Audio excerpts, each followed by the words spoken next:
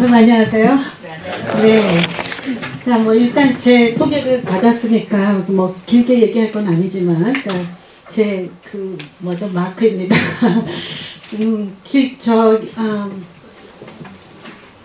글쎄요, 지금까지 이제 공무원 성인지 교육을 제가 2005년부터 하기 시작해서, 그러니까 우리나라의 여성인권과 성평등 정책이 왜 필요한가, 이런 정책 교육을 많이 했었어요.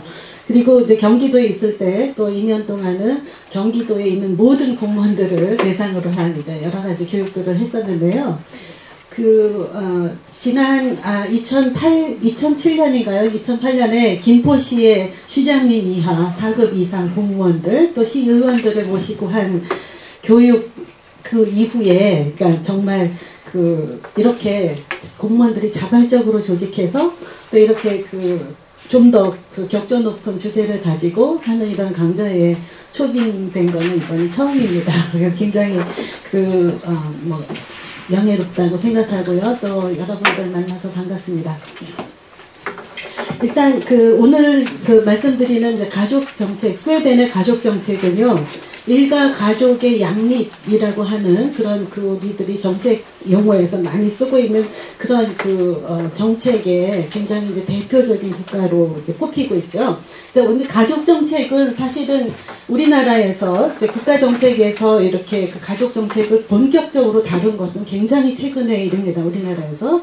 그리고 이제 가족이라는 것이 이렇게 가족 생활의 안정, 또 복지 문제, 또 가족 생활에 있어서 삶의 질의 문제, 이런 것들을 국가가 관심을 가지고 이제 뭔가 정책을 만들기 시작했다는 거는 이제 굉장히 큰 변화이고요. 또 스웨덴에서 우리가 배워야 될 게 많은데, 우리나라에도 보면 굉장히 많이 선진국형 정책이랄까, 그러니까 굉장히 많은 제도들이 지금 속속들이 이제 등장하고 있어서, 어떤 때는 제가 몇 개월만 이렇게 데이터를 안 보고 있으면, 자료를 안 보고 있으면요, 외국인 된 것처럼 새로운 정책들이 많이 들어와 있어요.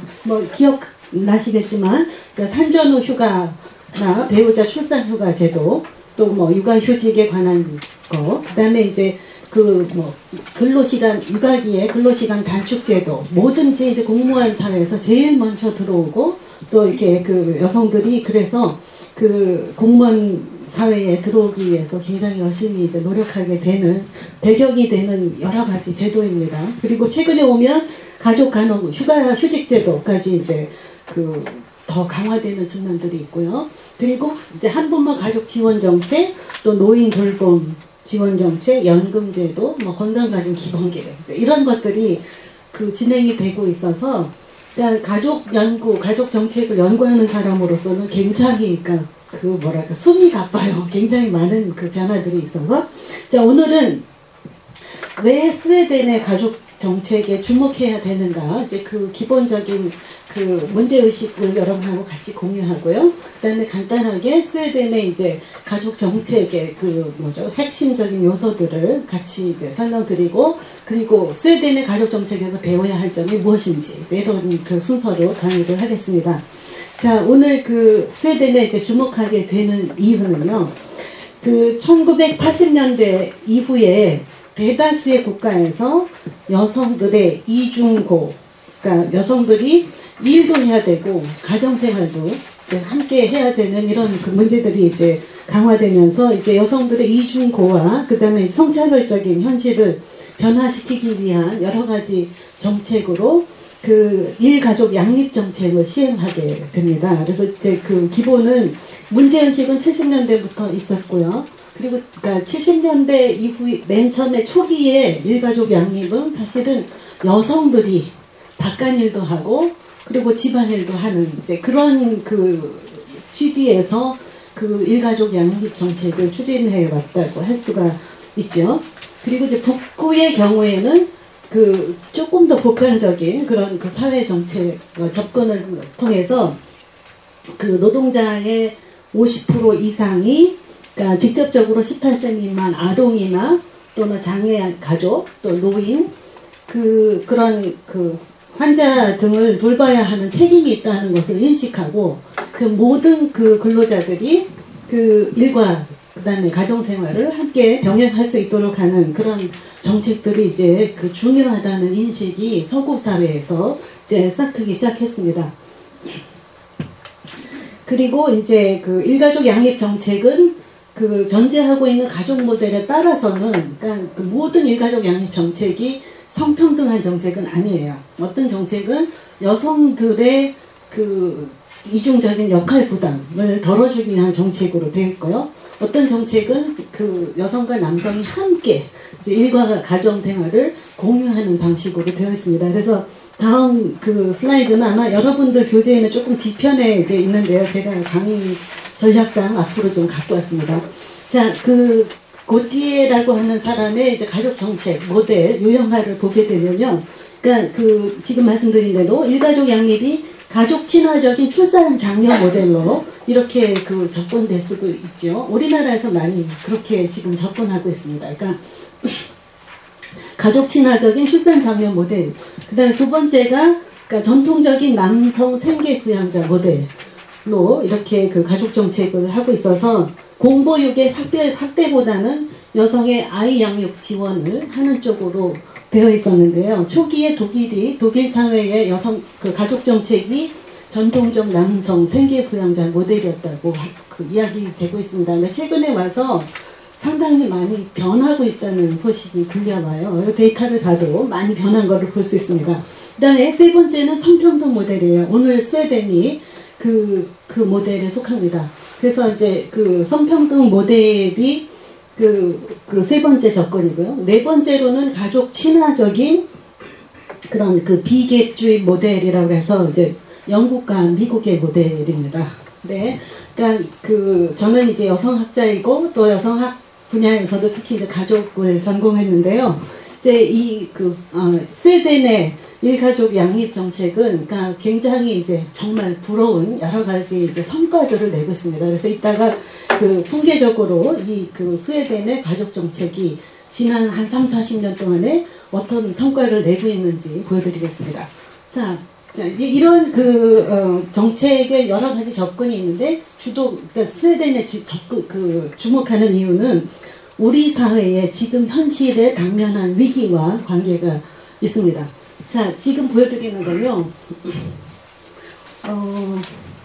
제가 근데 잠깐만요.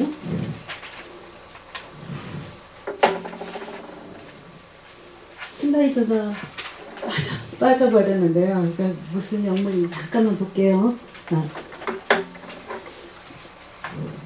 네, 맞습니다. 요 부분부터 다시 보겠습니다.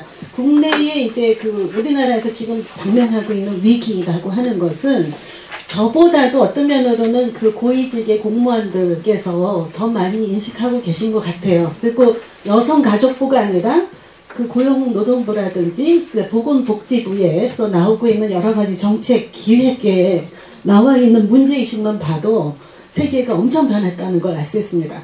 자, 이제 첫 번째 문제의식은 그 보건복지부에서 이제 감지하기 시작했죠. 그리고 그 세계 최저 학계 출산율을 우리가 기록하기 시작한 게 2004년이고요. 2005년에 더 저점으로 갔습니다. 1.08. 그리고 작년까지만 해도 1.24명이었는데요.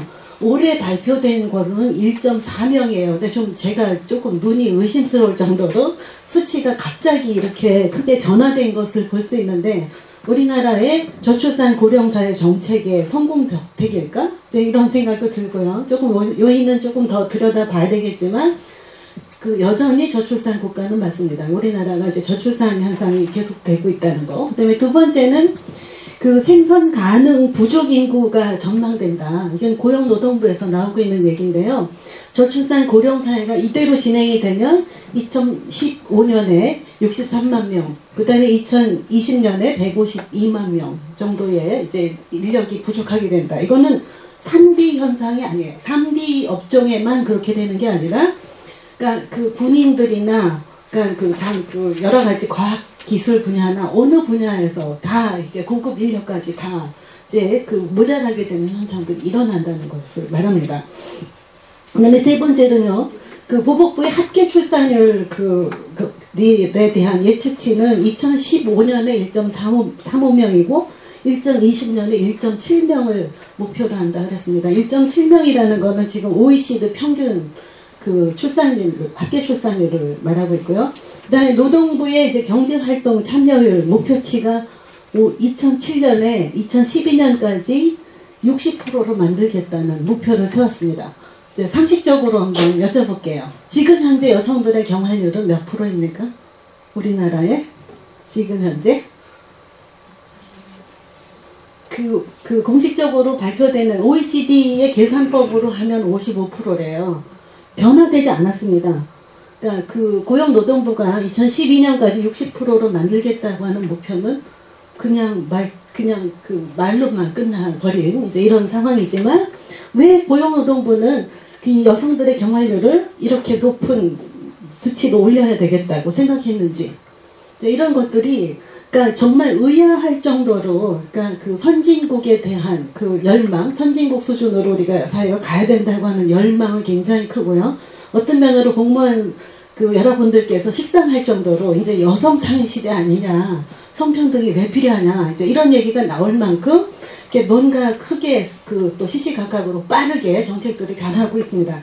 그런데요, 우리들의 일반 그 공무원들의 인식이나 일반 사회에서 성평등이 이렇게 빠르게 진전되는데 여성들의 그 권리가 이렇게 신장이 되는데 또 뭐가 문제냐 이렇게 얘기하지만 이제 다음 지금 보여드리는 그 데이터는요. 2012년, 2013년 바로 그러니까 올해 말에 지금 발표된 그 자료인데요. 우리나라의 그 국가 경쟁력하고 그 다음에 성평등, 그러니까 젠더 갭 인덱스라고 해서 여성과 남성의 그 불평등 지수를 보여주고 있는 그 데이터입니다. 네, 오늘 국가 경쟁력 그래프를 먼저 보시면요. 우리나라가 142개국 중에 지금 19위예요. 19위니까 상당히 22권의 그 경쟁력을 갖춘 나라로서 그 여러 가지로 평가받을 만합니다. 한강의 기적이라고 하는 말이죠. 근데 그 옆에 보시면 그 젠더 갭 인덱스 불평등의 정도가 세계에서 135개국 중에 지금 108위인 거예요. 작년보다 하나가 떨어졌습니다. 일본도 100위권 미만이었는데 올해 101위가 됐죠. 이렇게 이제 그 여러 가지 그 세계적인 그 지표들로 보면 우리나라는 우물한 개구리처럼 생각할 때는 과거보다 굉장히 여성들의 그 지위가 높아졌다 이렇게 얘기할 수 있지만 국제 비교를 통해서 보면 진짜 심각하게 문제다 이렇게 얘기되고 있습니다. 자, 이 시점에서 한번 여쭤볼게요. 자, 국가 경쟁력이 저렇게 높으면 남자들이 설사 남자들이 주도해서 경제 발전을 일으키고 또 그 뭔가를 외화벌이를 했다고 시작. 그러면 그 남성분들의 많은 분들이 이렇게 생각하세요. 남자들이 벌어서 다 무덤으로 혼자 가져갈 거 아니고 나눠줄 건데 성평등이 왜 문제입니까? 여기서. 여러분들, 여기 제가 이게 2005년부터 발표되는 자료예요. 그 세계 경제 포럼에서 매번 그 불평등 지수, 그러니까 젠더 갭 인덱스라고 하는 것이 발표된 게 2005년부터고, 제가 이와 관계되는 기사도 많이 썼고, 인터뷰도 많이 했어요. 라디오 인터뷰도 하고.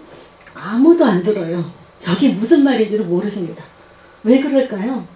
자, 남자들이 열심히 일을 해서 남자 주도로 그렇게 그 발전을 일으켜서 이만큼 수준에 올라왔으면 좀 만족할 것이지. 성평등 얘기는 왜 합니까? 자, 그리고 경제 얘기만 하는 그 단체에서, 그 국제 NGO에서 왜 성평등 얘기는 할까요? 하버드 대학교에 엄청난 그 비용을 들여서요. 그 교수들이 이 데이터 생산에 참여하고 계십니다. 왜라고 생각하세요? 자, 이와 관계돼서, 그러니까 지금 이제 이 세계 경제 포럼에서 나오는 리포트는 어떤 말이냐. 자, 일본과 한국이 지금은 세계의 선진국과 어깨를 나란히 하고 있는지 몰라도 앞으로 10년 후에도 그럴까. 이렇게 말하고 있습니다. 여러분 자신 있어요? 10년 후에도 그럴까요? 한번 같이 그 데이터를 보겠습니다. 자, 올해 초에 발표된 데이터들이죠. 제가 가독성을 높이기 위해서 약간 컬러를 바꿨습니다. 자, 지난 50년 동안 60년대부터 지금까지 잘 살아보세, 잘 살아보세 하고 우리가 불렀던 노래의 결과라고 저는 생각합니다. 보시면 이제 근로시간이나 또 노동 생산성에 있어서 세계 1위예요. 그렇죠? 선진국 수준 안에서 또 세계 1위고 참 자랑스럽습니다. 노동시간은 무려 그러니까 OECD 평균보다 500시간이 넘게 우리가 열심히 일을 하고 있어요. 자, 그런데 그 옆에 보시면 합계 출산율이 엄청나게 떨어져 있는 걸 볼 수 있고요. 그 다음에 이제 빈곤율, 그 다음에 청소년 고용률의 문제는 정말 심각합니다. 여러분, 청소년 실업률이요, 지금 현재 20%가 넘죠. 그죠? 그리고 그 다음에 여성 경제 활동 참여율은 OECD 평균 수준보다 우리가 훨씬 엄청나게 떨어져 있어서 34개국 중에 32위입니다. 그 다음에 그 옆에, 그러니까 복지 수준은 거의 OECD 국가 비교로 말하면 최저예요. 이런 상태로 돼 있습니다. 그러니까 얼마 전에 OECD 회원국이 됐고, 또 세계 20위권에 G20가 된 게 얼마 안 되니까, 이런 성적을 받은 것은 이렇게 당황스러운 일은 아니지만, 그렇지만 이제 우리가 이런 문제들을 빠른 시간 안에 이제 정책적으로, 그러니까 문제 삼지 않고서는, 그러니까 또 해결하지 않고서는 문제가 굉장히 심각해진다라는 겁니다. 자, 다음 데이터는요, 그와 관계되는 거죠. 자, 지난 60년 동안에, 60년대에는 우리가 가족계획을 시작하면서 바람직한 자녀 수가 몇 명이었는지 아세요? 60년대에? 60년대는 3명이었어요. 그 다음에 70년대에 둘만 낳아 잘 기르자 그랬습니다. 80년대에 가면요, 둘도 많다 그랬어요. 그 다음에 90년대로 가면 무슨 얘기가 나오냐면, 선생님, 제가 행동을 얌전하게 잘 하면 제 여자 짝꿍 이랑 같이 앉게 해주실래요? 이런 구호가 나온 게 1990년이에요. 그리고 요즘에 오면 많을수록 좋다고 하는 이제 구호가 나와 있습니다. 근데 그런 구호의 변화 뒤에는 이런 인구 구조의 변화가 있었던 거죠. 60년대는 80세 이상 노인 인구가 이렇게 굉장히 적죠. 포인터가 안 돼요. 여기 작고요. 그 다음에 80년대로 오면 밑둥이 잘라집니다. 자, 상식적으로 우리나라에서 인구가 한 여성이 평균 2.1명 미만으로 낳기 시작한 해가 있습니다. 언제인 줄 아세요? 우리나라에서 여성들이 아이를 둘 미만으로 낳기 시작한 해? 1983년입니다. 1983년이에요. 프랑스에서는 여자들이 애를 안 낳는데, 또 서구의 북구 여자들은 애를 안 낳는데, 이런 소문들이 난 거는 굉장히 오래됐어요. 근데 저희는 그래서 그건 남의 나라 얘기인 줄 알았던 거죠. 근데 바로 우리나라가 그 사람들이 오히려 우리를 신기하게 생각할 만큼 저출산 국가로 변해 있습니다. 자, 그리고요, 그 다음에 보시면 여러분들이 지금은 굉장히 행복한 시대에 살고 있어요. 2000년과 2020년입니다, 여기가. 자, 가온태가 뚱뚱하죠. 가온태가 뚱뚱한 이런 인구 구조를 가지고 있는데, 그러니까 지금 2050년이 되면 80세 이상 노인 인구, 오른쪽이 여자입니다. 자, 저렇게 이제 인구 구조가 크게 이제 변화될 거다라는 이제 전망이 나오고 있어요. 근데 스웨덴의 가족 정책도 그렇고요. 그 다음에 우리나라에 지금 빠르게 진행되고 있는 성평등 정책도 그렇고요. 이런 인구 구조의 변화와 무관치 않습니다. 이게 여러분들의 삶에 어떤 영향이 미칠 것인가에 관한 여러 가지 이제 분석과 그 다음에 준비, 이런 것들이 이제 우리들이 가족 정책을 생각할 때 굉장히 중요한 이슈가 돼 있습니다. 그와 관계돼서 한번 생각해 보시라고요. 여러분 데이터에 지금 없는 것을 딱 하나 집어넣었어요, 여기에. 자, 여기 보시면 우리나라 70년대부터 지금까지 인구 구조의 변화를 보여드리는데요. 70년에 가족 구성원, 그러니까 평균 가구원 수가 5.2명이었습니다. 근데 지금 현재 2.67명이에요. 한 집에 3명이 안 사는 꼴이죠. 자, 한 집에 3명 안 살면, 3명이라고 일단 치면 여성과 남성과 아이 이렇게 사는 거죠. 그 아빠는 무슨 역할을 합니까? 우리 머릿속에 금방 떠오르는 이미지는 돈 버는 거죠. 가족을 위해서. 엄마는요? 네, 가사와 육아입니다. 그쵸? 그리고 그렇게 바깥 일과 집안 일이 나눠지고, 그리고 그렇게 그 역할 분담을 잘하는 그런 그 가정이 행복하고, 또 중산 측의 아주 이상적인 어떤 가족 모델인데요. 사실은 그런 가족 모델이 크게 변화되고 있다는 증거들이 속속 나타나고 있죠. 자, 퀴즈로 한 사람, 이 전체 가구 중에서 1인 가구 몇 프로 됐을까요? 1인 가구. 30%. 네, 최근에 오면 30%까지 얘기가 되고 있습니다. 또 하나, 그 바깥에서 남자가 일한다. 남자가 가장이다. 이렇게 얘기하고 있지만 여성 세대주가 있어요. 자, 여성 세대주 몇 프로 됐을까요? 지금 현재? 곱하기 3 하셔야 돼요. 자, 보시면 여성 가구주 22.2%죠. 이것도 조금 데이터가 제가 작년 2011년 현재 데이터를 모았기 때문에, 근데 이거보다 조금 더 높아지고 있습니다. 여성 가구주가 지금 4가구당 1가구는 여성 가구주예요. 그쵸? 그 다음에 독신 가구가 23.3%라는 그 보고가 있었는데요. 지금 30%라는 뉴스 보도도 지금 나오고 있잖아요. 자, 이 중에 노인들이 얼마나 많겠습니까? 이런 어떤 변화들이 지금 눈 깜짝할 사이에 이렇게 시시각각으로 변하고 있는 거죠. 또 합계 출산율이 4.5명에서 1.24, 지금 24명으로 줄었습니다. 그리고 최근에 이제 데이터가 1.4명인데 정확하지가 않아서 제가 지금 데이터를 1.2로 묶어놨습니다. 그 다음에 그 평균 수명이 59세였어요. 여러분, 공무원 정년 퇴임이 60세죠. 그러니까 60세 정년 되기 전에 그때는 돌아가셨어요. 근데 이제는 76.54세, 83.29세. 그러니까 정년 퇴임하고도 남성분들은 20년 더 사실 거고 여성분들은 25년 더 사실 거예요. 앞으로 90세가 될지도 모릅니다.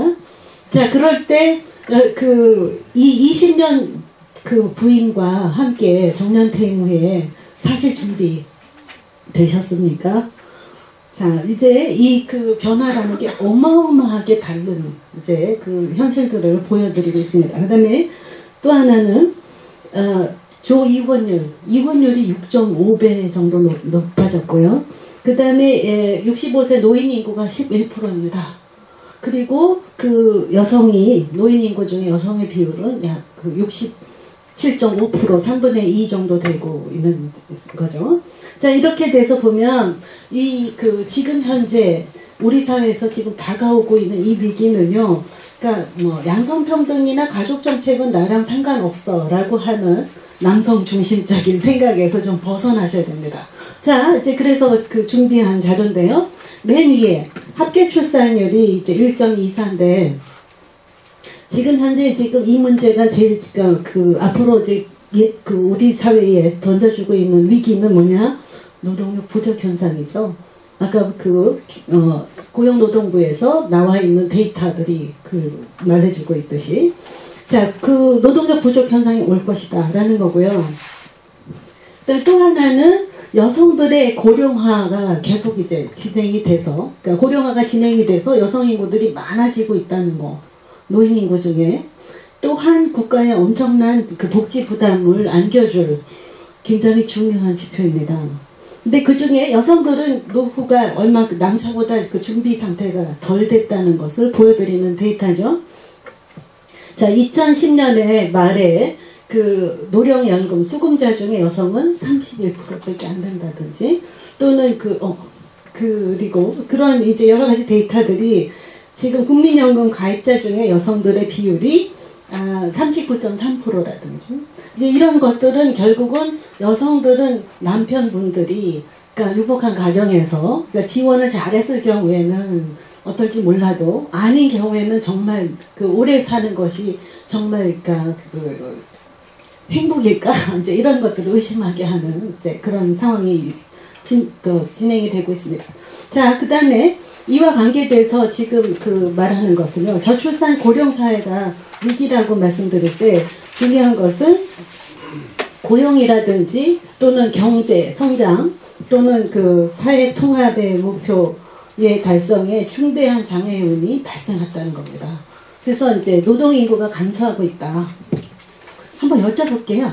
여러분들, 나는 그러니까 몇 세가 되든 내가 죽을 때까지 우리 아이들이 너무나 효자라서 나를 끝까지 부양할 것이다 라고 생각하시는 분, 손 좀 들어보세요.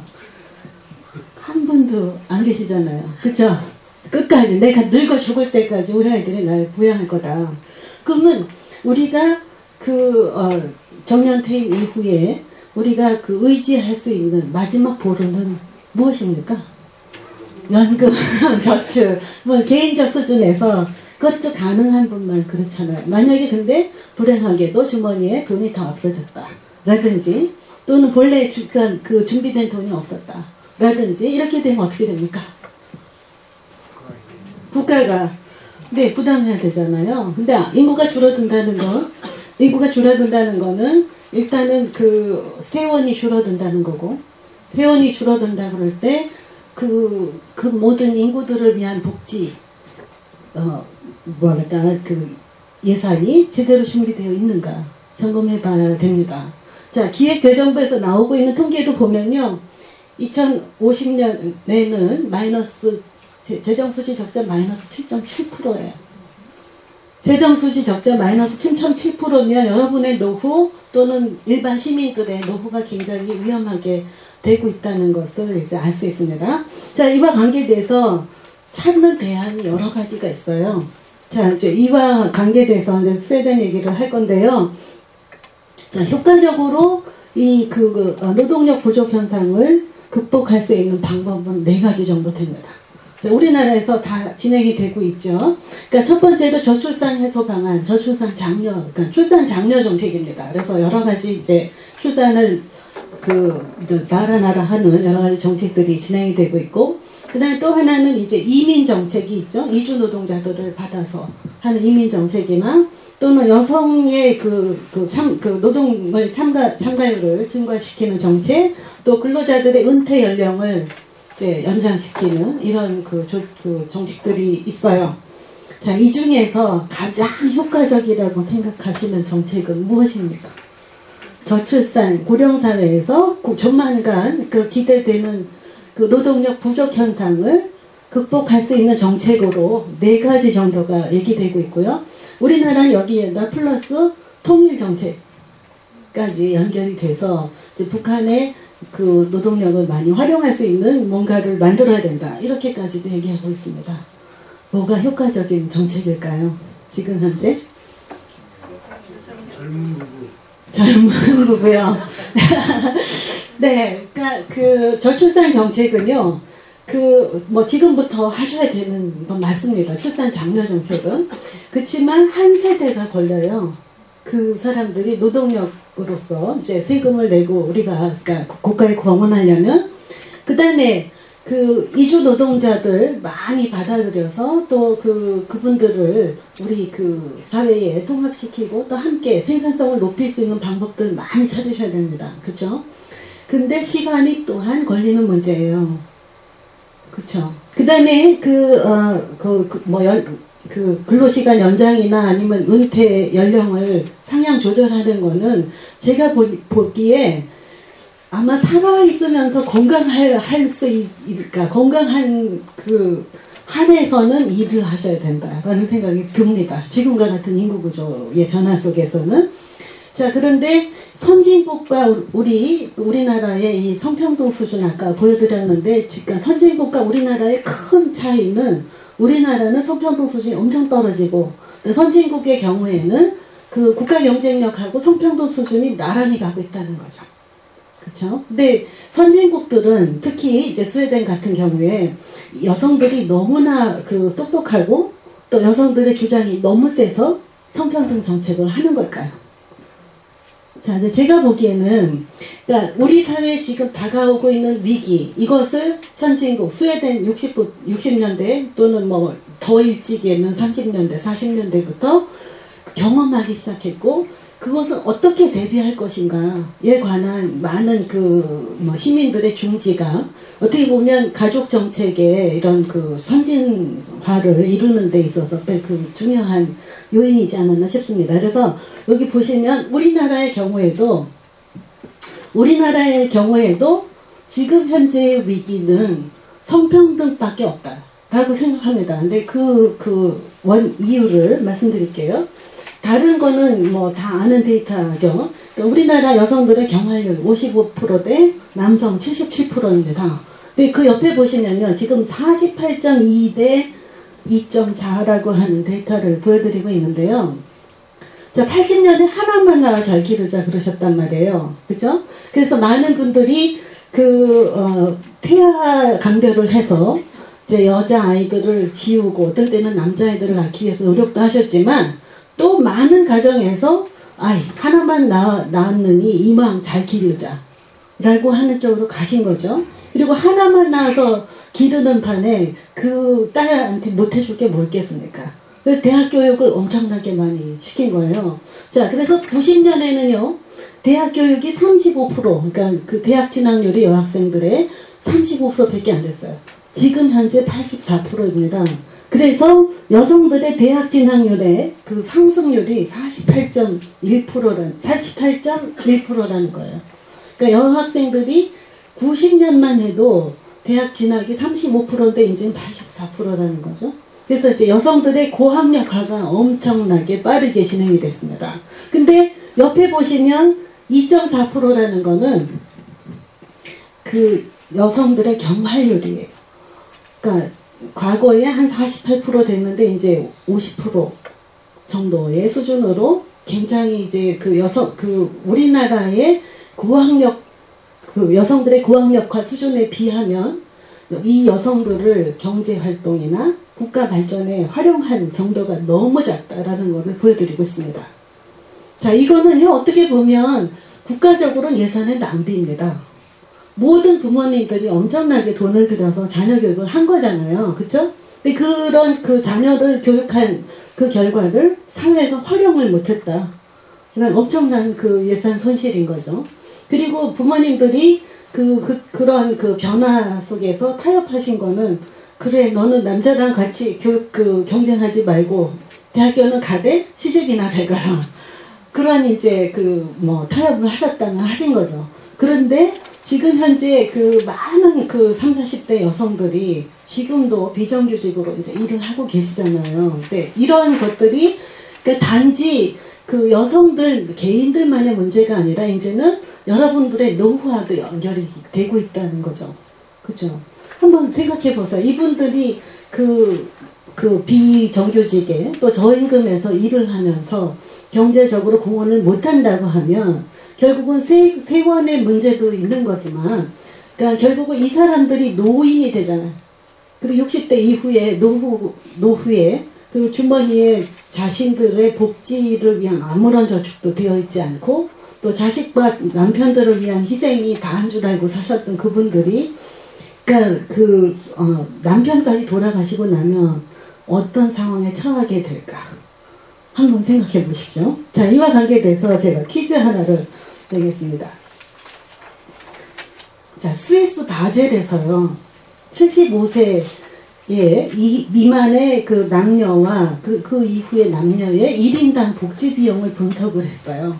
그랬더니 75세 미만에는 남자들이 여자들보다 한 15% 더 예산을 많이 사용하셨습니다. 국가 예산의 지출이 더 많이 됐어요.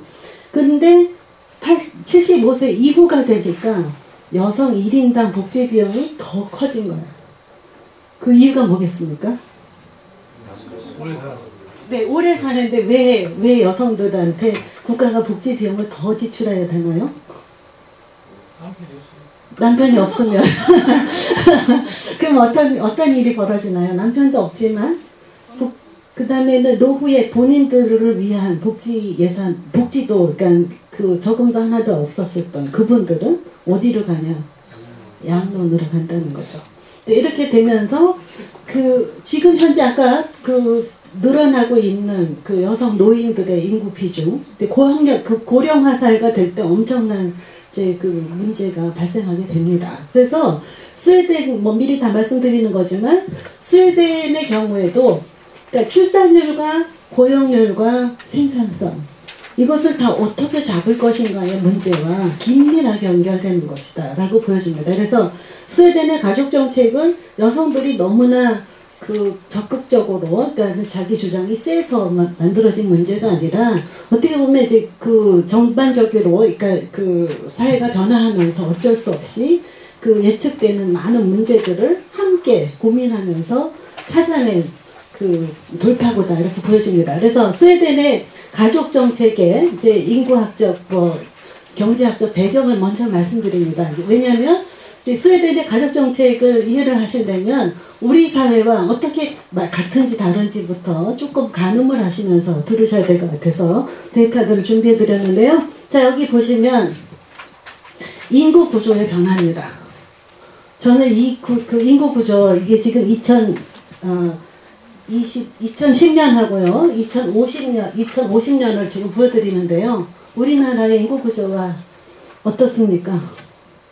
같은 기간이잖아요. 지금 우리는 이 시기에 있는 건 비슷한데, 그렇죠? 오른쪽에 보시면 2050년에 우리나라의 아까 인구 구조하고는 전혀 다른 모습으로 예측되고 있죠. 그리고 스웨덴은 우리보다 하여튼 인구 구조가 그러니까 유럽 사회에서도 보기 드물게 인구 증가가 계속대로 증가 속도를 계속 보이고 있는 이런 나라입니다. 자, 1962년부터 2003년에 인구의 그 증가 속도를 보여드리고 있습니다. 자, 뭐 더 이상 말이 필요 없을 것 같아요. 자, 넘어가면요. 자, 다음 그림은 출산율과 기대 수명의 추이인데요. 빨간색이 학교 출산율입니다. 자, 지금 1750년부터 보여드리는 거라 이제 꽤 먼 시간이지만 여기가 1900년이고요.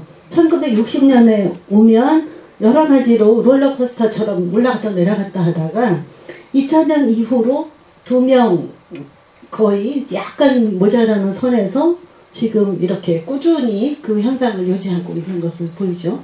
자, 이렇게 그 출산율이 우리나라보다 훨씬 성적이 좋은 상태로 유지되고 있고, 그 다음에 기대 수명은 지금 90세에 도달하고 있습니다.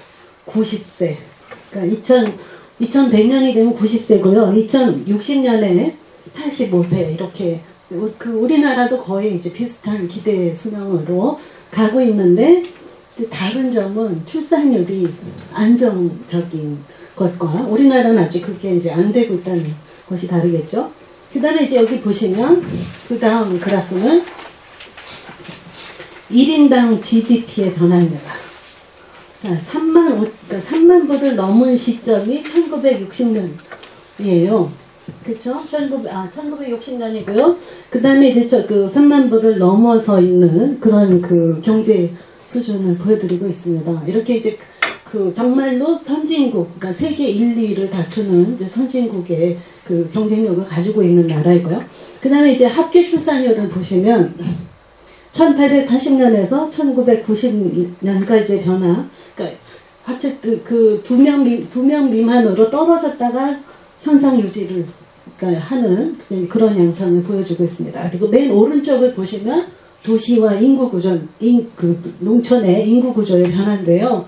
그러니까 간단하게만 말씀드리면 요 시점 정도, 그러니까 1960년쯤에 도시 인구가 더 상회하기 시작했던 농촌 인구를. 자, 이와 관계돼서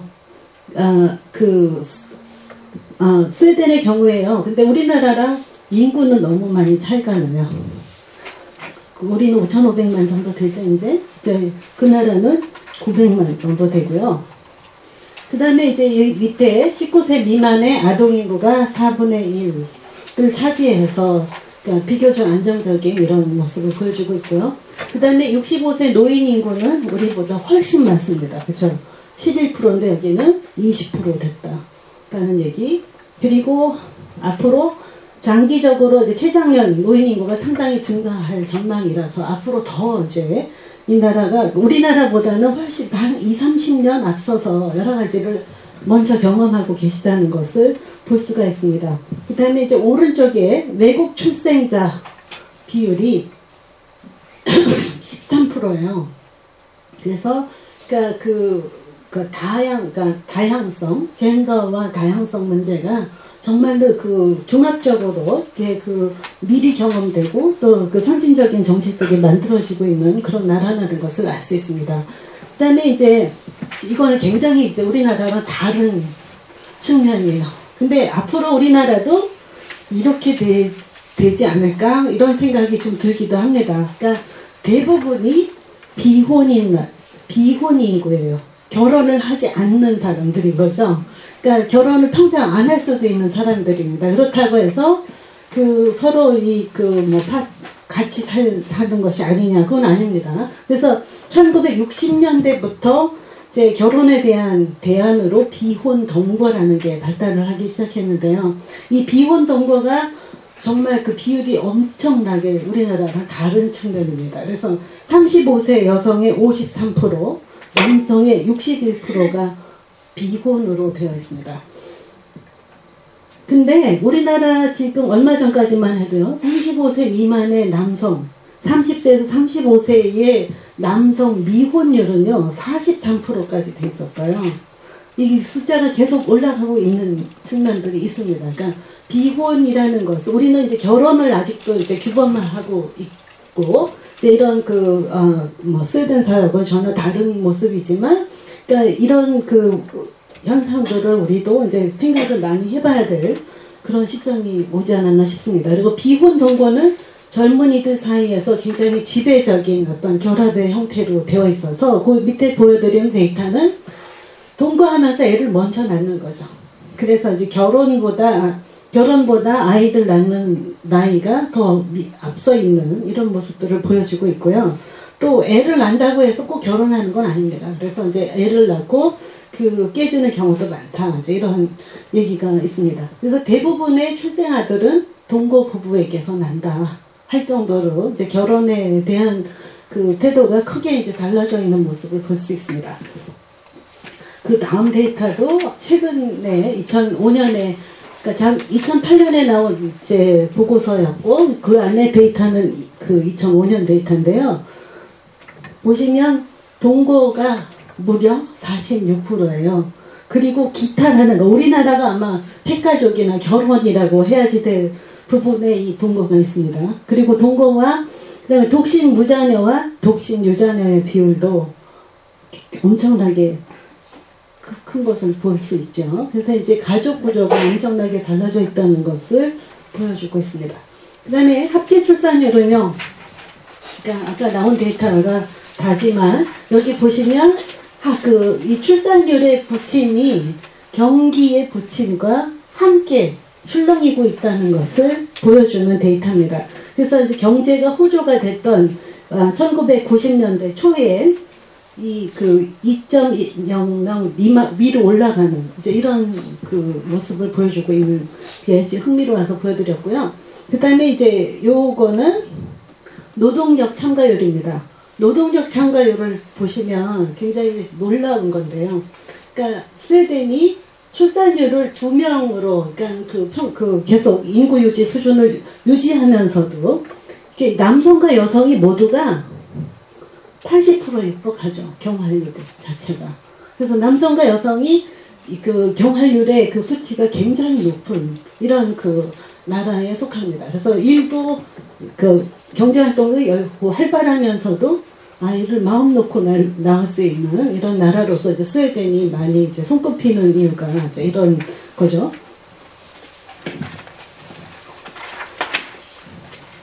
그 다음에 이제 스웨덴의 가족 정책의 굉장히 중요한 특징은 노동시장에서 진입해서 일단 자리를 잡은 사람이 아이를 낳기에 유리한 정책들이 진행이 되고 있습니다. 그래서 이제 경제활동을 하는 것이 아이를 낳고 그러니까 임신, 육아, 출산을 하는데 굉장히 이제 유리한 그런 정책으로 되어 있다. 라는 거. 그래서 7, 80년대에 공공 영역의 이제 확장과 더불어서 여성 노동의 이제 참여가 증대된 측면도 있고, 그리고 이제 대부분의 여성들이 노동시장 진입 후에 임신, 그 다음에 부모 휴가 후에, 임신하고, 그 다음에 부모 휴가 후에 노동시장으로 복귀하는 이런 그 형태를 보여주고 있다. 이제 자세한 얘기는 좀 넘어가겠습니다. 그 다음에 보여드리는 자료는요, 그 세계의 이제 그 국가 경쟁력을 가지고, 그러니까 높은 경쟁력을 갖고 있는 나라와 그렇지 않은 나라들의 이제 GDP GDP 대비 그 공공사회 지출과 여성 고용률과 합계 출산율의 관계들을 보여드리고 있어요.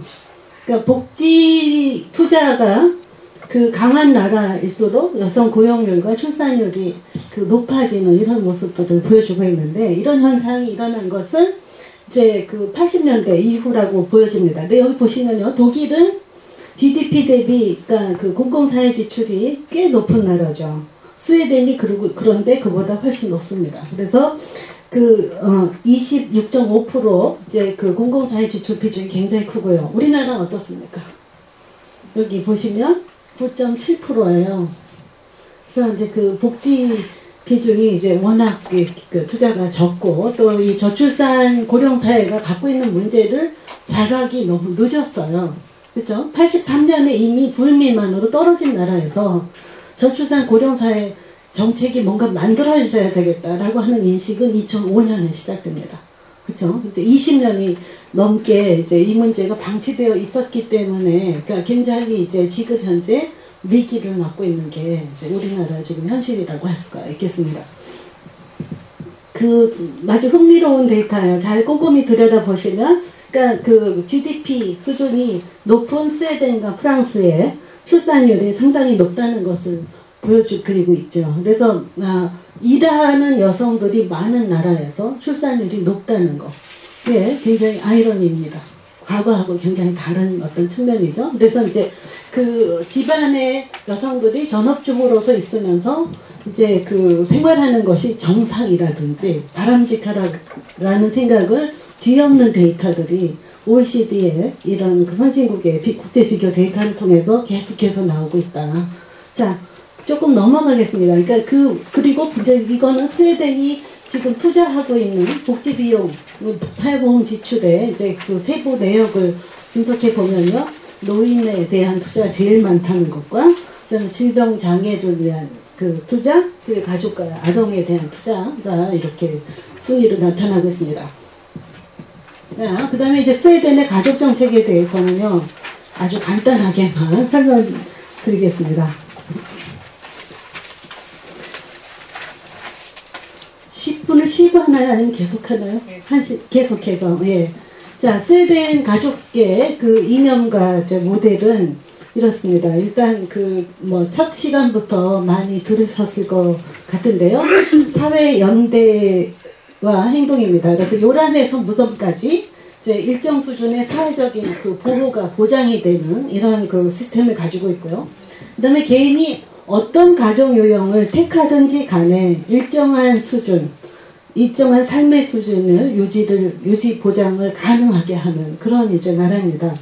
그리고 2005년에 스웨덴의 한 장관이 이제 인터뷰하는 것을 제가 이제 한번 들었었는데요. 스웨덴은 남녀가 오늘 만나서 내일 이혼하더라도 상관하지 않는다. 개인의 선택인 경우에. 그렇지만 그 아이들이 낳는 아이는 국가의 아이다. 이렇게 얘기를 하고 있습니다. 그래서 그만큼 이제 태어나는 아이는 어떤 가정에서 태어나건 간에 평등할 권리를 인정하는 이제 이런 모습을 보여주고 있어요. 그리고 제가 이제 이중 부양자 모델 이렇게도 번역을 하는데요. 맞벌이 모델이, 그러니까 둘이 함께 벌고 함께 가사와 육아를 공유하는 이런 그 모델을 가진 것이 스웨덴의 그 가족 정책입니다. 그래서 이제 남자들은 바깥일 그대로 하고 여성들만 일가족 양립을 지원하는 우리나라의 이제 여러 가지 그 가족 정책하고는 굉장히 다르게 이제 같이 일하면서 함께 가사 육아를 나눌 수 있는 이런 그 정책들을 강력하게 추진하는 것이 스웨덴의 정책의 또 하나의 이제 특성이다 이렇게 보여집니다. 그리고 이제 스웨덴 가족 정책의 기본 관점 방향을 그러니까 제가 한 4가지로 이제 정리를 했는데요. 하나는 이제 그 인구 정책에 대한 관심입니다. 우리나라도 지금 저출산 고령 사회와 관계돼서 우리 인구 정책이 굉장히 중요하게 관심을 가져야 할 때죠.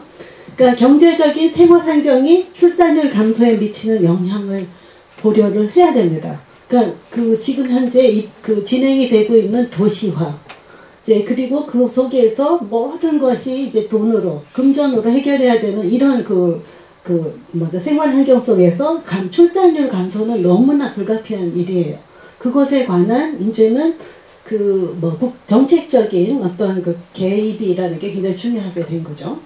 그리고 인구 감소는 연령 집단별로 인구 구조의 불균형을 초래할 뿐만 아니라 노동력을 감소시킨다라고 하는 자각이 들어와 있습니다. 그러니까 이게 벌써 스웨덴은 70년대부터 시작이 이미 돼 있는 거죠. 그리고 프랑스나 유럽 북부 지역의 경우에는 1930년대, 40년대부터 이런 걱정들이 생기기 시작해서 여자들이 애를 못 낳게 되거나 경제적인 여러 가지 문제 때문에 못 낳게 되면 이 노동력 부족 현상을 어떻게 할 것인가에 관한 굉장히 오랜 걱정의 역사가 있습니다. 그래서 그런 것들이 이제 스웨덴의 가족 정책을 진행시키는 데 배경이다라는 거고요. 두 번째는 사회 정의의 측면입니다. 이제 우리 신비주 선생님도 굉장히 열심히 이제 강조하시는 부분인데요. 경제적으로 생활 환경이 자녀가 여럿인 가족의 양육비 부담이 그렇지 않은 가정보다 훨씬 높잖아요. 그러니까 아이들이 많은 가정은 가난할 수밖에 없다든지 또는 그런 가정에서 자란 아이들은 다른 가정의 아이들보다 상대적으로 여러 가지 불이익을 당해도 어쩔 수 없다 이런 생각이 이제 우리한테 있었다면 스웨덴의 가족 정책에 아주 특별하게 다른 측면이 여기입니다. 그렇죠? 어느 가정에 태어나건 그 아이는 평등하게 자랄 권리가 있다는 거죠. 그다음에 이제 세 번째는요. 국가 발전을 위한 효율성입니다. 그래서 복합적인 운영 체제의 첨단 생산 체계의 특성을 지닌 이런 현대 사회는 굉장히 장기간의 수준 높은 교육이 필요하잖아요. 근데 그 교육비 부담을 교육 비용을 가족과 사회가 공동으로 분담하고 그리고 국가와 사회 발전하는데 효과를 거둘 수 있다는, 그러니까 교육에 대한 투자, 아이들과 이제 교육에 대한 이런 투자들이 장기적으로 볼 때는 국가와 사회 발전을 위해서 그러니까 좋은 일이라고 하는 이런 이제 생각들이 들어오면서 가족 정책들을 추진하는 거죠. 그다음에 네 번째는 성평등을 지향한다는 겁니다. 그래서 아까 말씀드린 대로 성평등 사회는 구성과 모성이 동등한 일자리를 얻을 기회를 보장하는 것과 그 다음에 가정에서 역할이 동등해야 된다. 이제 이런 생각들을 하고 있는 거죠. 그래서 이런 생각들이 이제 진행이 된 스웨덴의 가족 정책의 역사를 보면요. 이게 지금 1960년대부터 진행된 건데 잘 안 보이실 것 같아서 조금 키워보긴 했으나 여전히 안 보입니다. 근데 여기 자세히 보시면 부부의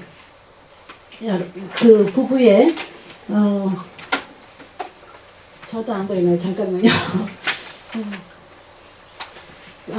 여러 가지로 제도에 관해서는 조금 이따가 하나씩 넘기면서 보여드리겠습니다. 일단 굉장히 다양한 차원의 다양한 정책들이 70년대부터 진행이 돼서 지금 최근에 오면 굉장히 이제 아주 우리하고는 격차가 다른 이런 모습들을 보여드리고 있습니다. 여기 보시면 74년부터 하나씩 보이죠? 74년부터 부모 보험 제도가 도입이 되면서 이제 부모 휴가들이 이제 장기화되고 또 남성과 여성이 함께 참여할 수 있는 이제 휴가 제도가 강화되는 이런 측면들이 있다거나 또 자녀가 8세 혹은 초학년, 초등학교 1학년에 달할 때까지 출산 휴가를 분할 사용하거나 근무 시간을 4분의 1로 단축 사용하는 것이 가능하게 하는 이제 이런 그 정책들이 들어온 거죠. 우리나라에 지금 도입된 많은 가족 정책들이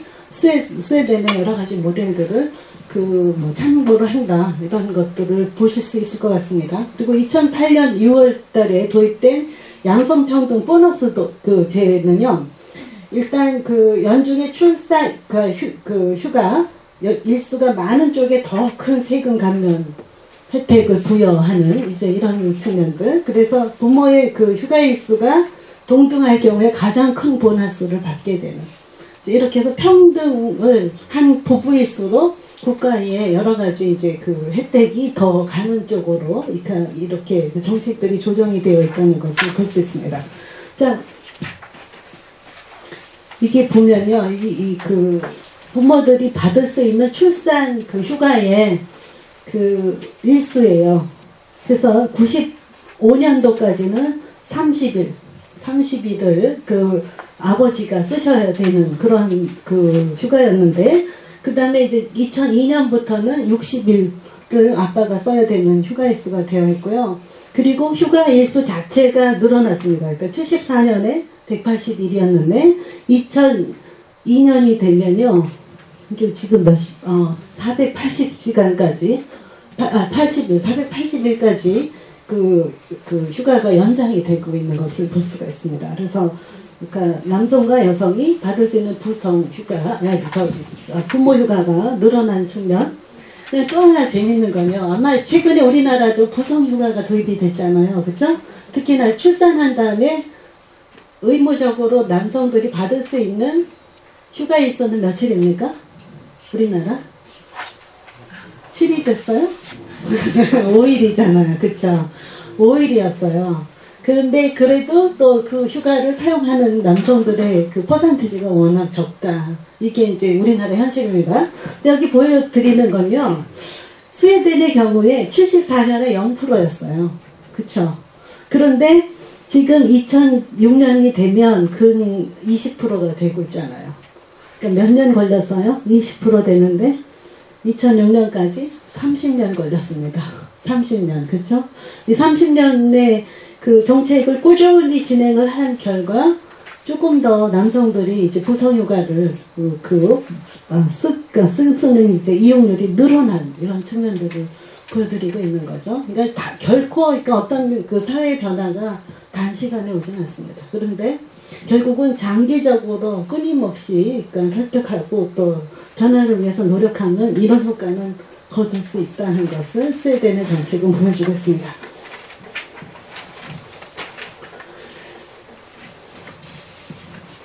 그 다음에 출산급여에 관해서 보여드리면, 아이의 출산과 함께 부모가 일시적으로나마 직장을 떠나야 하는 데서 오는 소득 손실을 보장해주는 제도, 이렇게 돼 있잖아요.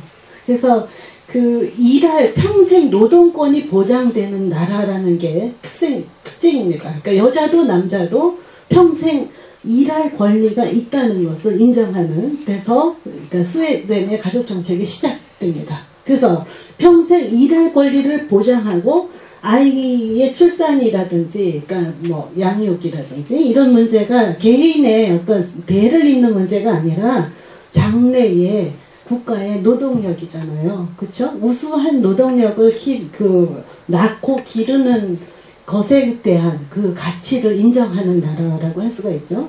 그리고 그것을 아주 건강하게 보장하고 또 그러한 것들이 활발하게 진행이 될 수 있도록 안전되게 진행될 수 있도록 하는 국가의 정책이 장기적으로 보면 경제적으로 이득이라고 하는 것을 스웨덴은 보여주고 있습니다. 그렇죠? 그래서 이제 이런 그 정책들을 보면 정말 우리나라의 그 여성들의 어떤 현실하고는 전혀 다른 그 모습들을 말해주고 있죠. 그래서 출산급여의 산출 기준은 우리 신필준 선생님 책에 더 자세히 이제 나와 있는데요. 그 안에 보시면 출산급여를 받는 데 있어서 연소득 수준이나 기본 수준, 이제 이 연소득 수준이라는 게 이제 고려가 되기 때문에 노동시장에서 일정 기간 있을 경우에 더 유리해지잖아요. 그렇죠? 이제 그렇게 돼서 노동시장을 떠날 이유가 없게 만들고 또 아이를 낳으면 충분히 그 아이를 돌볼 수 있는 휴가가 부여가 되고 또 그 아이 개인에게 지급되는 아동수당 이제 이런 문제들이 그 다음에 아이들을 낳아야 될지 말아야 될지를 고민하는 이제 우리나라의 하는 상황과는 전혀 다르게 되어 있다는 것을 보여드립니다. 그 외에 이제 아동 중심의 부모 휴가 지원이라는 거는 그러니까 아동을 끔찍하게 케어하는 나라라고 하는 것을 보여드리기 위해서 자료는 많이 준비했는데요. 질문이 많을 경우에 더 설명드리고요. 좀 넘어가겠습니다. 약간 지루하실 것 같아서. 자, 그 다음에 이제 보여드리는 것은 자녀 양육과 부모의 책임에 관한 거예요. 참 이 정책도 참 인상적이었습니다. 이 원칙도. 그래서 부모는 자녀가 18세 제가 잠깐만요.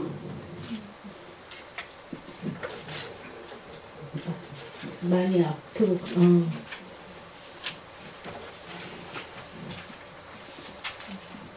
안 보여요. 잠깐. 죄송합니다. 네, 아동수당이 먼저 나오네요. 잠깐만요. 네, 아동수당은요, 1947년에 도입된 또 스웨덴만의 특색이 있는 정책입니다. 이제 어떤 경우에는 우리나라에서 정책 연구하는 분들이 아동수당을 지급하게 되면 여성들의 노동참여가 떨어지는 것은 아니냐, 이런 얘기들도 하고 있는데요. 1947년에 도입이 돼 있고요. 스웨덴 경우에. 그다음에 부모의 소득과 상관없이, 이민 가족을 포함해서 스웨덴에 거주하는 모든 아동들에게 일정에게 이제 아동수당을 받을 권리가 보장이 되는, 그래서 이제 다음 세대의 평등을 더 앞당긴 어떤 정책으로 이제 추진이 되고 있습니다. 그 다음에 넘어가 보면, 그 다음에 이제 주택보조금이죠. 그러니까 주택보조금이나 학비보조금도 자녀가 있고 소득이 낮은 가정은 주택보조금을 지급한다. 그 다음에 부모가 학업을 계속할 경우에 학비보조금을 지급한다. 그래서 학업 학구열 자체를 굉장히 장려하는 나라이고요. 그 다음에 이제 누구나 스웨덴에 태어나는 사람들, 또 거기서 생활하는 많은 사람들에게는 주택이나 이제 학비에 대한 걱정 없이 공부를 할 수 있도록 하는 이런 정책들이 진행이 되고 있습니다. 그 다음에 자녀 양육과 부모의 책임에 관한 얘기를 말씀드리려고 했는데요. 부모는요, 자녀가 18세가 될 때까지 혹은 고등학교 재학 중이라면 21세까지 자녀 양육에 대한 법적 책임과 의무가 있다라는 거예요. 그리고 이제 정책이 얼마나 합리적으로 돼 있는지, 자녀가 우선이잖아요. 아동의 복지가 우선이 되기 때문에 이런 부모가 이런 책임을 못할 경우에는, 그래서 부모가 이런 책임을 이행을 하지 않아서 아동에게 불리하지 않도록 이제 많은 조치들이 취해져 있는 것을 볼 수가 있습니다. 조금 이제 뒤로 가서 설명드리겠습니다. 이혼 혹은 별것이 자녀를 양육하지 않는 쪽에서 양육비를 지불한다라든지, 또는 양육비는 부담에 대한 보상이 아니라 자녀들이 누려야 할 성장 환경을 유지하기 위한 거다라는 인식도 굉장히 놀라웠습니다. 그리고 Q&A에서 이제 제가 설명드린 건데요. 양육비 지불 방법을 보시면요. 금액은 부모의 경제 수준에 따라서 정해져서 조금씩 다르지만, 위반시를 보십시오. 기초 단위, 위반시, 지방자치, 기초 지방자치 단체에 사회보험사무소가 양육비를 선지불합니다. 먼저. 그러니까 부모가 지불하지 못할 경우에 선지불하고, 그 다음에 이제 해당인의 급여에서 원천 징수하는 방법으로 아동들은 꼭 이런 혜택을 받을 수 있도록 보장하는 정책들이 있다. 그 다음에 양육비를 지불할 수 없는 경우에는 사회보험사무소가 우선 책임을 지고, 그 다음에 해당인에게 징수한다. 이런 원칙들. 그래서 철학이 있는 정책이랄까요? 이제 이런 것들이 굉장히 이제 인상 깊었습니다.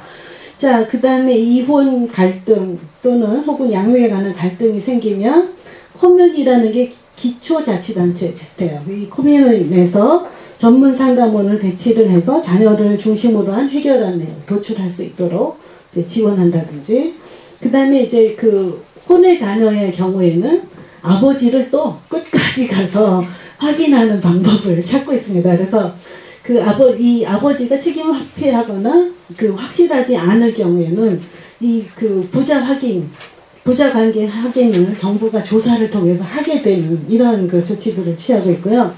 그 다음에 그 실업 혹은 경제적 어려움이 있을 경우에는 1차적으로 지자체에서 책임을 지는 것으로 이렇게 이제 돼서 아동부대 복지가 확실히 보장이 되는 이제 이런 그 플랜들을 가지고 있다. 그리고 양육권과 아동의 권리 보호에서 무엇이 우선이겠습니까? 여러분이라면 어떤 게 우선일 것 같으세요? 자, 자녀에 대한 친권과 양육권, 그 양육권과 그다음에 부모의 기본 권리나 부모의 그 입장보다는 아동의 권리가 먼저 우선이 되는 이제 이런 측면을 갖고 있다는 거죠. 그리고 이제 부모가 알코올이나 약물 중독인 상태일 경우에는 그리고 또 특히나 성적 추행 이제 이런 것들이 이제 벌어진 경우에는 아동을 보호하기 위한 조치들이 적극적으로 취해지는 것을 볼 수 있습니다.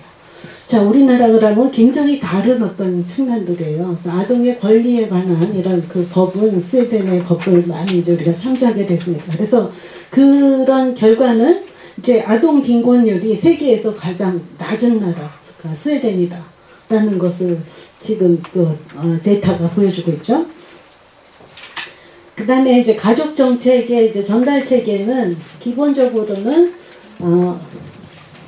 기초자치단체에서 이제 하고 있는 여러 가지 이제 우리나라의 원스톱 시스템하고 원스톱 서비스하고 조금 다른 측면을 우리 이제 신기교 선생님 책에 더 많이 이제 자세히 설명을 드렸는데요. 이렇게 보시면 그 소규모의 지방행정 단위에서 통합 운영을 하는, 그리고 사람을 중심으로 기록이 담긴 서류가 움직인다, 이렇게 얘기가 되고 있는데요. 누구든지 어떤 사람의 민원을 받고 그 문제를 처리하기 시작하면 끝까지 그 시스템 안에서 그 담당했던 분이 책임을 지는 그런 어떤 시스템을 통해서 그 행정 편의가 아니라 사람이 우선이 이런 그 행정이 진행이 되고 있다는 것을 이제 강조해서 설명해 주셨습니다. 자, 그 다음에 스웨덴의 정치 단위는 넘어가도 될 것 같고요. 제가 국가와 커뮤니과 랜드스팅이라고 하는 그 체계가 어떻게 되어 있는지를 설명하려고 잠깐 준비한 자료였습니다. 자, 랜드스팅은 우리나라로 말하면 그러니까 광역자치자체라고 할 수가 있겠습니다. 그럼 넘어가서 이제 마지막 이 오늘 강의의 이제 마무리라고 할 수가 있겠는데요. 이 스웨덴의 정책에서 가족 정책에서 우리가 무엇을 배워야 할까라는 것을 정리해봤습니다. 자, 여성들의 경제활동과 출산의 관계가 우리가 60년대에 발전 계획을 세우고 경제발전 5개년 계획을 세우고 그 다음에 남진이가 노래했죠. 저 푸른 초원에 그림 같은 집을 짓고 이렇게 얘기할 때는 그림 같은 집에서 사는 그 가족은 바깥에서 남자 일하고 집에서 여성이 그러니까 전업주부로서 일하는 그런 가정이었어요.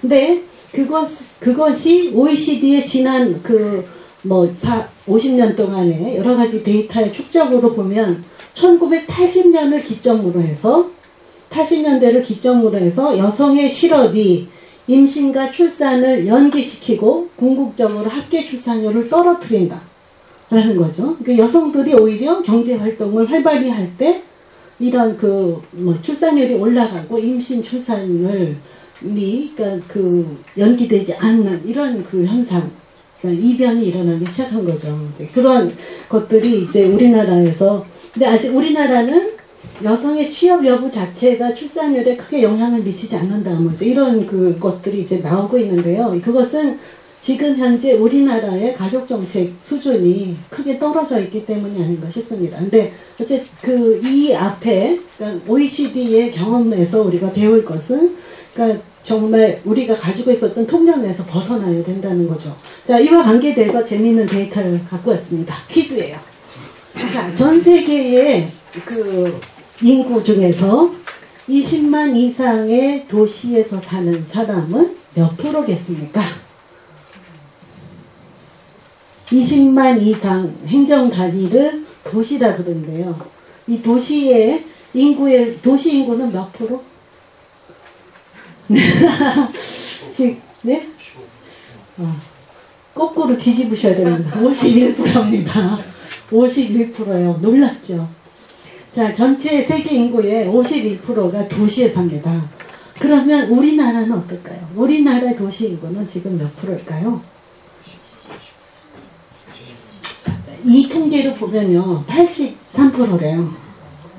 이 통계를 보면 20만 이상의 행정단위를 도시라고 한다고 그럴 때 83%래요. 자, 그러니까 도시의 그 도시화의 비율이 엄청나고 증가하고 있다는 뜻입니다.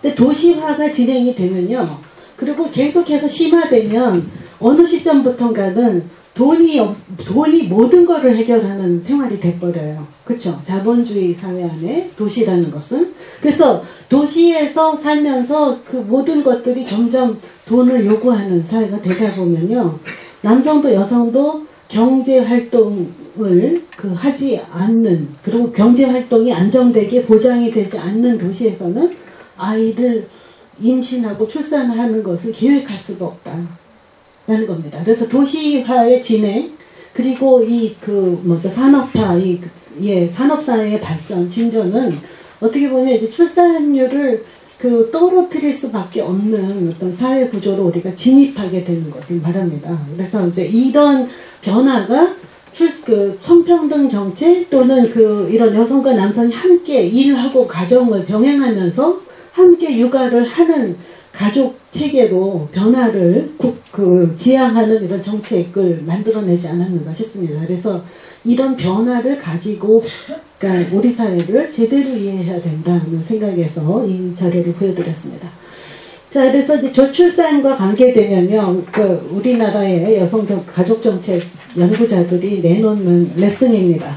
자, 보육정책에서 국가의 보육비 지출이 큰 사회일수록 여성의 노동시장 참여가 증가하더라 라는 거죠. 그래서 우리나라 지금 아마 만약에 합계 출산율이 1.24명에서 1.4명으로 급격히 진전했다면 우리나라 정책적으로 급격하게 진전된 그리고 확대된 보육 서비스와 밀접하게 연결이 되고 있습니다. 시흥시도 아주 열심히 하시죠? 지금 보육 정책들이요. 이제 그거와 연결이 되고 있다. 그 다음에 휴가와 관계되는 제도들인데요. 산전 후 휴가와 육아휴직 제도는 제도 설계에 따라서 여성의 경제활동 참가에 긍정적인 영향을 미친다는 거죠. 그리고 그 다음에 육아휴직 기간이 근데 2년 이상으로 길어지면 복귀율이 떨어지더라. 그런 보고서가 나왔습니다. 지금 스웨덴의 경우에 221이었나요? 480일. 그러니까 2년이 채 안 되잖아요. 그래서 이제 그런 선진국의 어떤 정책들도 이제 이런 진술을 지금 뒷받침하겠습니다. 그 다음에 세 번째로 아동과 양육의 수당 제도인데요. 아동 수당은 소득 효과를 주는 거죠. 그러니까 근로를 하지는 않지만 아동을 키우면서 이제 돈을 소득을 일정 정도 국가가 이제 지급하게 될 때 노동 공급에 부정적인 영향을 미친다는 건데요.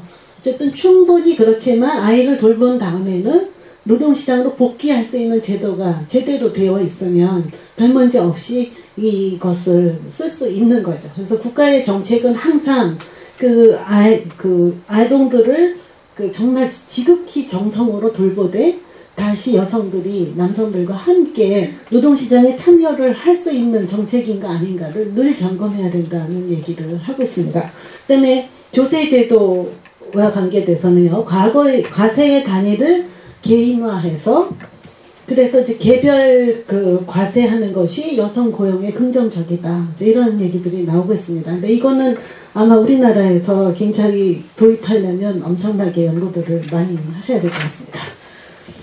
자, 이제 얼마 안 남았습니다. 네,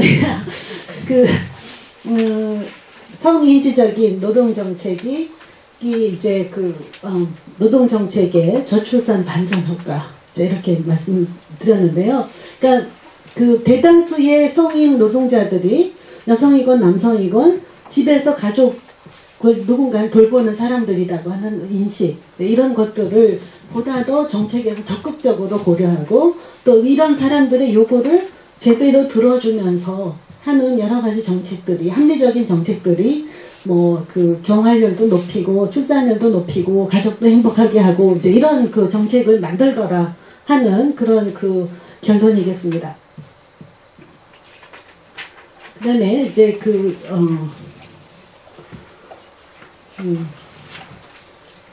스웨덴의 이제 이런 정책, 가족정책, 정책적인 함의를 보면요, 육아휴직 동안 여성 혹은 남성의 임금 수준을 보장해주는 경우에 출산 후 여성의 노동력 참여 보장은 출산율 제고에 긍정적이다는 거죠.